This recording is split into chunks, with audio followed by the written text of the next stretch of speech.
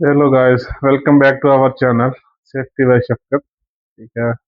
जैसे कल हमने बात की थी कि आज हम हमारा जो नेक्स्ट लेक्चर है एक्सप्रेशन सेफ्टी के बारे में हम उस पर डिस्कस करेंगे। ठीक है। और फिर मैं शुक्रिया अदा करना चाहता हूँ अपने देखने और सुनने वालों का। मेरे जो व्यूअर्स हैं वो ज़्यादातर एशिया से बिलोंग करते हैं, यूएई से बिलोंग करते हैं। ठीक है। और काफ़ी अच्छा रिस्पॉन्स आ रहा है, मिल रहा है आपकी तरफ से। मैं चाहता हूँ कि इसी तरह आप का जो ये रिस्पॉन्स है कंटिन्यू रहे, ताकि हम और मजीद अच्छी से अच्छी और अपने क्वालिटी में, साउंड में और अपने जो एक्सप्लेनेशन है उसमें हम बेहतरी लाने की कोशिश करें। ठीक है, तो स्टार्ट करते हैं हम अपना। इसको एंड तक जरूर देखिएगा, क्योंकि ये आप जो ऑन फील्ड है हमारे जो सेफ्टी ऑफिसर, ये उनके लिए बहुत जरूरी है। ठीक है, बहुत अहमियत का हामिल है। ठीक है। आज का हमारा जो टॉपिक है एक्सकवेशन। ठीक है, एक्सकवेशन क्या होता है? ये एक तरह की ग्राउंड डिस्टरबेंस होती है। ठीक है, जिसमें हम डिगिंग करते हैं, डिगिंग करके उसको एक्सकवेट करके। ठीक है, तो उर्दू में बोला तो खुदाई और हिंदी में बोला तो खुदाई करते हैं। जो हमें ये दीवार बनानी होती है या मिट्टी निकालनी होती है, जो भी पर्पज है, ये पाइपलाइन डालनी होती है। ठीक है, ये माइक्रो की एक्टिविटीज है। पाइपलाइन की या इलेक्ट्रिकल केबल हमने प्रोवाइड करनी होती है, जो भी एक्टिविटीज करनी होती है उसके लिए हमें डिगिंग करनी होती है। डिगिंग को, इसको हम लफ्ज यूज करते हैं एक्सकवेशन। ठीक है। एक्सकवेशन के दो टाइप्स हैं। ठीक है, टाइप्स ऑफ एक्सकवेशन, दो टाइप्स हैं इसकी। ठीक है, एक होती है मैनुअल एक्सकवेशन और दूसरी होती है मैकेनिकल। मैनुअल और मैकेनिकल। मैनुअल में क्या करते हैं? मैनुअल में हम हाथ की मदद से शावल, हैंड शावल लेके हम उसको एक्सकवेट करते हैं। ठीक है, उसे कहते हैं मैनुअल। और जो हम मशीनरी के जरिए करते हैं, मशीनरी में हमारे पास जेसीबी आ जाती है, एक्सकवेटर आ जाती है, शावल आ जाता है। ठीक है, बॉबकैट आ जाता है। ठीक है, जिसमें हमने कुछ एक्स्ट्रा चीज माउंट करके हमने डिगिंग करनी हो। ठीक है, उसको हम क्या कहते हैं? The excavation due to the help of the machinery is called the mechanical, and the excavation due to the help of a man by the shovel, hand shovel is called manual। ठीक है, हमें ये जो permit तो work है ये दोनों के लिए चाहिए होता है। ठीक है, तो ये नहीं होगा भाई मैनुअल के लिए हमें परमिट नहीं चाहिए, हाँ भाई सिर्फ जो मशीनरी से हो रहा है उसके लिए चाहिए, ऐसा नहीं है। मैनुअल जो हम है, इसका इस्तेमाल कहाँ कहाँ पे है?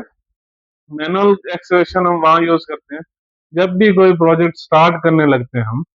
ठीक है, उसको प्रोजेक्ट ये हम चेक करना होता है कि जो प्रोजेक्ट हमारे जो उसकी जो बाउंड्रीज हैं, बाउंड्रीज में कोई आया कि कोई लाइफ सर्विसेज तो नहीं है। लाइफ सर्विसेज से हमारा मुराद है कि उधर वाटर पाइपलाइन तो नहीं है, इलेक्ट्रिकल पाइपलाइन, इलेक्ट्रिकल केबल तो नहीं है। ठीक है, उसमें दीवा की लाइन तो नहीं है, या जो दीवा जो हमारे यहाँ पे ये फोन का सप्लाई है। ठीक है, वो कोई भी मतलब ये लाइन तो नहीं है, केबल तो नहीं है, उसमें वाटर लाइन तो नहीं है, ये सेवरेज की लाइन तो नहीं है। एक और यहाँ पे यूज होती है, अगर आप पाकिस्तान या इंडिया से या बांग्लादेश से यहाँ पे आ रहे हैं, एक और लाइन यहाँ पे यूज होती है जो उधर अपने इधर नहीं, इतने खास नहीं है, एग्रीकल्चर की। ठीक है, जो एग्रीकल्चर जो वाटर सप्लाई है यहाँ पे अलग है। ठीक है, तो वो हम चेक करते हैं कि वो तो नहीं है यहाँ पे।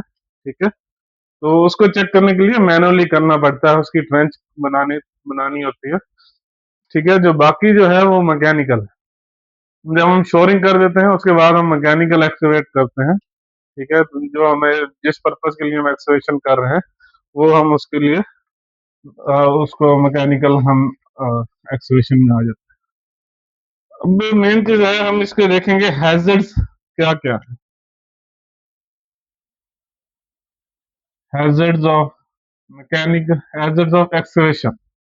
एक जो है हम सबका फेवरेट है, ठीक है, स्लिप, ट्रिप, फॉल, जो हर जगह पे फिट आ जाता है। और कुछ आपको याद न रहे तो ये स्लिप, ट्रिप, फॉल हर जगह पे आ जाता है। ठीक है, जो हमने बात की थी electrical cables, underground servicing. Underground services, ठीक है, इसमें इसको हम इसमें काउंट करते हैं अंडरग्राउंड सर्विसेज, ठीक है।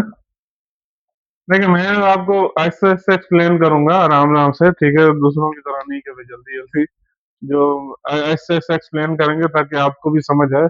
वीडियो पूरी देखिएगा ताकि जो हमें जितना इसका जो टॉपिक है वो समझ आना चाहिए, ठीक है। इलेक्ट्रिकल के बाद अंडरग्राउंड सर्विसेज जो मैंने आपको सर्विस बताया, ठीक है, underground water supply, water line,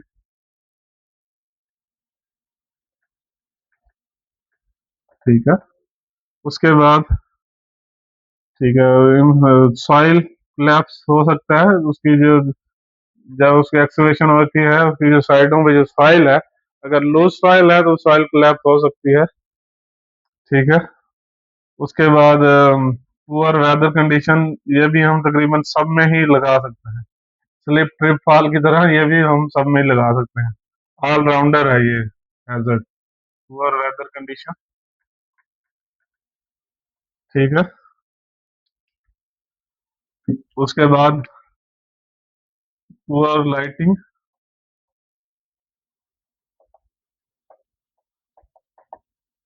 ठीक है। एक होता है ये अंडरग्राउंड सर्विसेज, एक होता है जब एक्सकवेशन कर रहे होते हैं मैनुअल या मैकेनिकल एक्सकवेशन कर रहे होते हैं, क्योंकि ओवरहेड लाइंस ऊपर से गुजर रही होती है, इलेक्ट्रिकल केबल गुजर रही होती है, उसको उससे बचने के लिए, ठीक है, वो भी एक हैजर्ड है, overhead cables, overhead electrical cables, ठीक है। अगर excavation more than 1.2 meter down चली जाए तो उसमें हम उसके जो कंफाइंड स्पेस है उसके भी हैजर्ड हम इसमें शामिल कर सकते हैं, मतलब कि उसमें जो गैसेस हो सकती हैं, ठीक है, और पुअर ऑक्सीजन लेवल, ठीक है। उसमें गैसेस का गैस टेस्टिंग उसमें हमने करनी है, ठीक है। अगर हम उधर जो बंदा काम कर रहा है हमारा वो अनट्रेंड है, ठीक है, नया आदमी है, वो भी एक हैजर्ड है,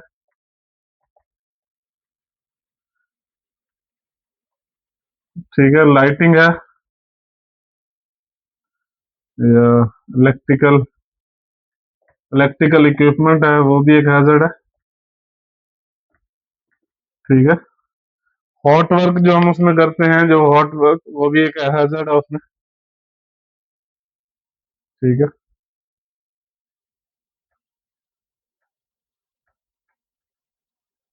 और अगर जो रेनी वाटर है, ठीक है, वो भी उसमें एक हैजर्ड है, हाँ, क्योंकि रेनी वाटर क्या होता है, रेनी वाटर आ जा जब रेन होती है तो उसमें सारा पानी उसमें इकट्ठा हो जाता है, जो एक्सकेवेटेड एरिया है उसमें वो पानी इकट्ठा होने की वजह से वो उसको फिल करता है, जिसकी वजह से उसकी जो फाइल है वो रिमूव होना शुरू होती है, वो एक हैजर्ड है, ठीक है। ये तो हमने बात की है हैजर्ड्स की, ठीक है। अब हम बात करते हैं इन हैजर्ड्स को कंट्रोल कैसे कर। कंट्रोल जैसे हमने बताया था, ठीक है, कंट्रोल हिरार्की ऑफ जो कंट्रोल है उसी के हिसाब से हम इसको करेंगे। हिरार्की ऑफ कंट्रोल में आ जाता है एलिमिनेशन, आ जाता है सब्स्टिट्यूशन, आ जाता है, ठीक है। उसके बाद इंजीनियरिंग कंट्रोल है, ठीक है। उसके बाद एडमिनिस्ट्रेटिव कंट्रोल है, ठीक है। उसके बाद है हमारे पीपी, सबसे एंड पे पीपी है जो कि हमने सबसे पहले रखे हुए हैं कंट्रोल्स, ठीक है। कंट्रोल्स में क्या करेंगे, नंबर वन क्या है, check for underground services,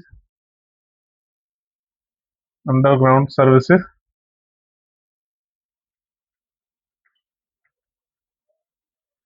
underground services check करने के बाद, ठीक है, ट्रेंड ऑपरेटर या ट्रेंड वर्कर्स होने चाहिए, ठीक है। उसके बाद परमिट टू वर्क होना चाहिए, यानी कि हम एज ए सेफ्टी ऑफिसर हमने वो चेक करना है कि हम जितने कंट्रोल मेजर है इन प्लेस है या नहीं है, वो कैसे पता लगेगा, परमिट टू वर्क जब हम उसे प्रोवाइड कर रहे हैं, ठीक है। गैस टेस्टिंग, ठीक है, अगर ज्यादा है तो गैस टेस्टिंग। उसके बाद स्लोपिंग, स्लोपिंग आ जाए या बेंचिंग आ जाए या शोरिंग आ जाए, ये सारी एक ही चीज है। Sloping, benching, shoring, trench boxing, ठीक है।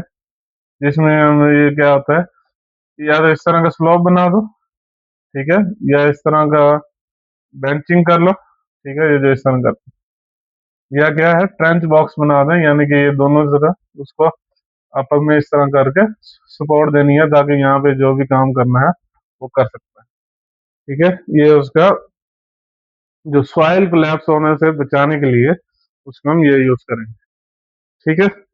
उसके बाद हम प्रॉपर उसको एक्सेस होनी चाहिए, एक्सेस, एक्सेस एग्रेस, उसको हम प्रॉपर होना चाहिए, ठीक है। इमरजेंसी सर्विसेज प्रॉपर होनी चाहिए हमारे पास, यानी कि इमरजेंसी में हमने क्या करना है, ठीक है, इमरजेंसी में क्या करना है। और एक और चीज, जो अगर उस जो एक्सकवेशन उसके साथ कर रही है उसको 1.5 metre away from the edge of excavation उसको एटलीस्ट खड़ा होना चाहिए।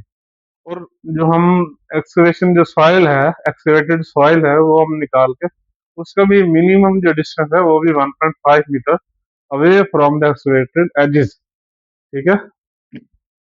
Maintain safe distance from the as,